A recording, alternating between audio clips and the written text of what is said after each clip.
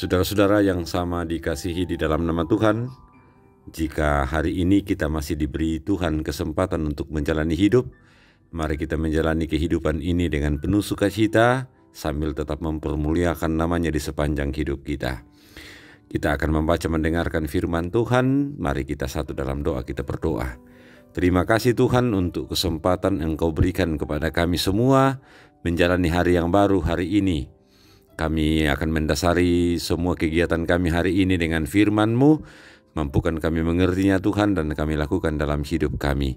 Berbicaralah kepada kami dalam nama Yesus kami berdoa. Amin. Firman Tuhan dari Kisah Para Rasul pasal 10 ayat 1 sampai ayat 16. Kita akan baca firman Tuhan demikian. Di Kaisarea ada seorang yang bernama Cornelius, seorang perwira pasukan yang disebut pasukan Italia. Ia saleh, ia serta seisi rumahnya takut akan Allah, dan ia memberi banyak sedekah kepada umat Yahudi dan senantiasa berdoa kepada Allah. Dalam satu penglihatan kira-kira jam 3 petang jelas tampak kepadanya seorang malaikat Allah masuk ke rumahnya dan berkata kepadanya, "Cornelius." Ia menatap malaikat itu dan dengan takut ia berkata, "Ada apa Tuhan?" Jawab malaikat itu, "Semua doamu dan sedekahmu telah naik ke hadirat Allah dan Allah mengingat engkau. Dan sekarang suruhlah beberapa orang ke Yope untuk menjemput seorang yang bernama Simon dan yang disebut Petrus. Ia menumpang di rumah seorang penyamak kulit yang bernama Simon yang tinggal di tepi laut." Setelah malaikat yang berbicara kepadanya itu meninggalkan dia, dipanggilnya 2 orang hambanya beserta seorang prajurit yang saleh dari orang-orang yang selalu bersama-sama dengan dia. Dan sesudah ia menjelaskan segala sesuatu kepada mereka, ia menyuruh mereka ke Yope. Keesokan harinya ketika ketiga orang itu berada dalam perjalanan dan sudah dekat kota Yope, kira-kira pukul 12 tengah hari, naiklah Petrus ke atas rumah untuk berdoa. Ia merasa lapar dan ingin makan, tetapi sementara makanan disediakan, tiba-tiba rohnya diliputi kuasa ilahi. Tampak olehnya langit terbuka dan turunlah suatu benda berbentuk kain lebar yang bergantung pada keempat sudutnya yang diturunkan ke tanah. Di dalamnya terdapat pelbagai jenis binatang berkaki 4, binatang menjalar dan burung. Kedengaranlah olehnya suatu suara yang berkata, "Bangunlah hai Petrus, sembelihlah dan makanlah." Tetapi Petrus menjawab, "Tidak Tuhan, tidak, sebab aku belum pernah makan sesuatu yang haram dan yang tidak tahir." Kedengaran pula untuk kedua kalinya suara yang berkata kepadanya, "Apa yang dinyatakan halal oleh Allah, tidak boleh engkau nyatakan haram." Hal ini terjadi sampai 3 kali dan segera sesudah itu terangkatlah benda itu ke langit. Amin. Demikian firman Tuhan, saudara-saudara, berbahagialah kita yang mendengarnya, terlebih melakukannya dalam sepanjang keberadaan kehidupan kita.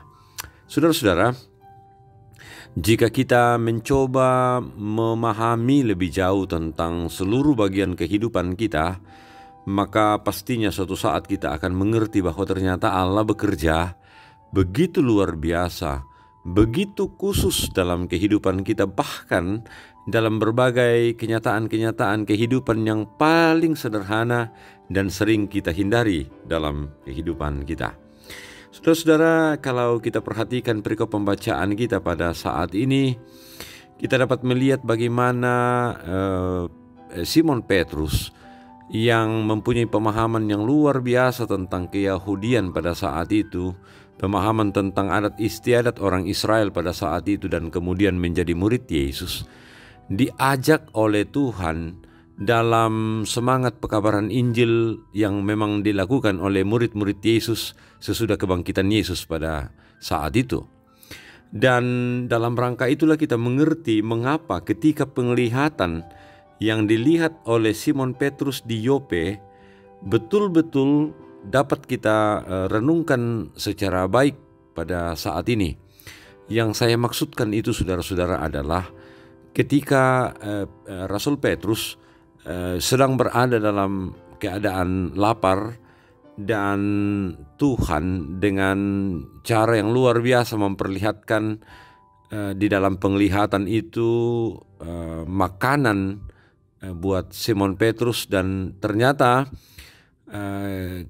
ketidaksetujuan dari Rasul Petrus terhadap binatang yang akan dijadikan makanannya pada saat itu menurut adat istiadat orang Israel, orang Yahudi yang sungguh-sungguh dipegang oleh Rasul Petrus betul-betul tidak sesuai dengan apa yang berada dalam hati Rasul Petrus, akhirnya menolak untuk mengkonsumsi atau memakan dari bagian-bagian seperti dalam penglihatan tersebut. Nah, saudara-saudara, dari persoalan makanan saja, dari persoalan antara yang najis dan juga menurut adat istiadat itu memang tidak sesuai dengan keadaan itu, tetapi justru dalam bagian itulah Allah bekerja untuk memberi pemahaman yang lebih jauh terhadap Rasul Petrus, bagaimana sebenarnya terbuka terhadap pekerjaan Allah yang lebih luas dalam kehidupan ini. Yang dimaksudkan Allah untuk dilakukan oleh Rasul Petrus adalah Allah ingin memakai Rasul Petrus untuk menjangkau lebih banyak lagi orang selain orang Israel untuk menerima kabar sukacita Injil itu. Dan itu dimulai dari kepentingan Rasul Petrus yang harusnya berangkat dan keluar dari pemahaman baik terhadap adat istiadatnya ataupun kebiasaan-kebiasaan atau cara hidupnya selama ini. Itu pun berlaku kepada kita semua, Bapak, Ibu, dan saudara-saudara. Kita kadang-kala berpikir sempit bahwa keselamatan itu adalah bagian daripada kita dan kelompok terkecil kita, dan kita miliki sendiri, dan biasanya kita lupa bahwa ternyata Allah memanggil kita untuk menjangkau begitu banyak orang di luar sana yang membutuhkan berita sukacita tentang keselamatan di dalam Yesus Kristus. Dan dalam bagian seperti itulah dibutuhkan apa seperti yang dialami oleh Rasul Petrus pada saat itu. Allah membutuhkan keterbukaan kita dan rasa turut kita kepada seluruh rencana Allah yang mau memakai kita untuk menjangkau bagian-bagian terluas dari kehidupan kita untuk menyampaikan kabar keselamatan itu. Nah, saudara-saudara, persoalannya sekarang adalah apakah kita mau terbuka? Apakah kita mau merendahkan diri? Bahkan apakah kita semangat untuk keluar dari kebiasaan-kebiasaan kita, keluar dari berbagai pemahaman-pemahaman sempit kita seringkali dalam kehidupan ini, untuk terbuka kepada dunia yang sangat luas di luar kita, bahwa suatu saat Allah mau memakai kita untuk hal-hal yang luar biasa dari kesederhanaan kehidupan kita. Dan oleh karena itu, saudara-saudara, yang paling penting di sini adalah bagaimana kita tunduk kepada rencana Allah dan pekerjaan Allah, apa yang Allah mau lakukan dalam seluruh bagian-bagian tersebut dalam kehidupan kita.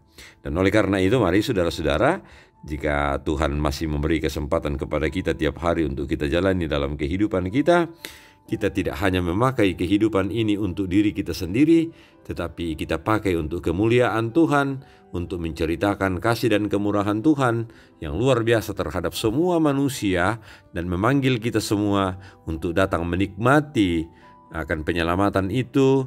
Dan dengan demikian kehidupan kita sungguh-sungguh hanyalah untuk kemuliaan dan kebesaran bagi nama Tuhan. Amin. Mari kita berdoa. Terima kasih Tuhan untuk hari ini.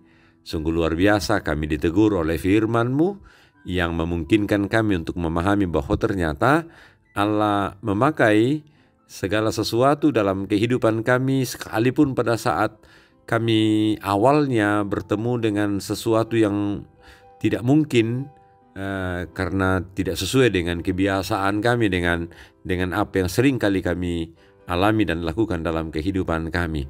Pakai kami terus Tuhan dari pengalaman-pengalaman kehidupan kami, terlebih khusus hari ini, supaya dalam perjumpaan kami dengan orang lain kami dapat memahami bahwa Allah mau memakai kami untuk senantiasa menyebarluaskan berita kemuliaan itu, kemuliaan-Mu Tuhan di sepanjang hidup kami.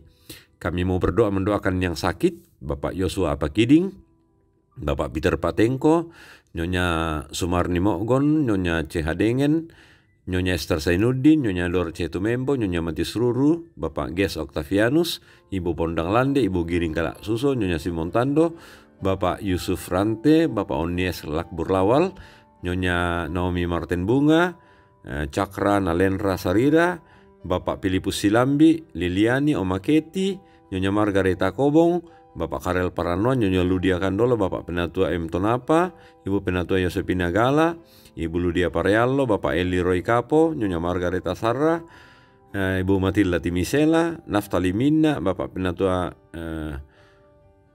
Nyonya Aceh Talane Purnama, Bapak M. Pasalongan, Nyonya Ermin Bongga, Nyonya Yohana Bura, Bapak Mekanus Moni, Bapak Yusuf El Samben, Tresia, Ibu Penatua Selvi Mangayu, Heni Bungin, Nyonya Martin Balle, Rita, Bapak Devianus P. Tumawang, Septiani Pratiwi, Bapak Yakobus Pagiling, Henryani Hendrik, Bapak Pendeta C. Sampai Toding, Novani Matu, Nyonya Peter Tena, dan mungkin ada yang tidak sempat kami sebutkan namanya. Bila Tuhan berkenan menyatakan kesembuhan dan kepulihan kepada mereka. Pelayanan di tengah-tengah jemaat kami serahkan kepadamu, Tuhan memberkatinya pula. Di tengah-tengah masa pandemi seperti sekarang ini, Tuhan jaga dan peliharakan kami, agar kami terus dapat melayani Tuhan dengan baik, dengan sehat, dengan kuat, dengan sukacita. Bapa di sorga, berkati kami khususnya hari ini dalam setiap pekerjaan dan tanggung jawab kami. Ini doa kami Bapa, mohon ampun atas segala salah dosa kami. Dalam nama Yesus kami berdoa. Amin. Jalani kehidupan ini dengan baik, saudara-saudara. Belajar selalu, renungkan selalu bahwa Allah memakai seluruh peristiwa kehidupan kita untuk menjadi kemuliaan bagi namanya, menjumpakan kita dengan begitu banyak orang, untuk kemudian dapat melihat dan menikmati kasih dan berkat penyelamatan di dalam Yesus Kristus. Tuhan memberkati kita semua. Salam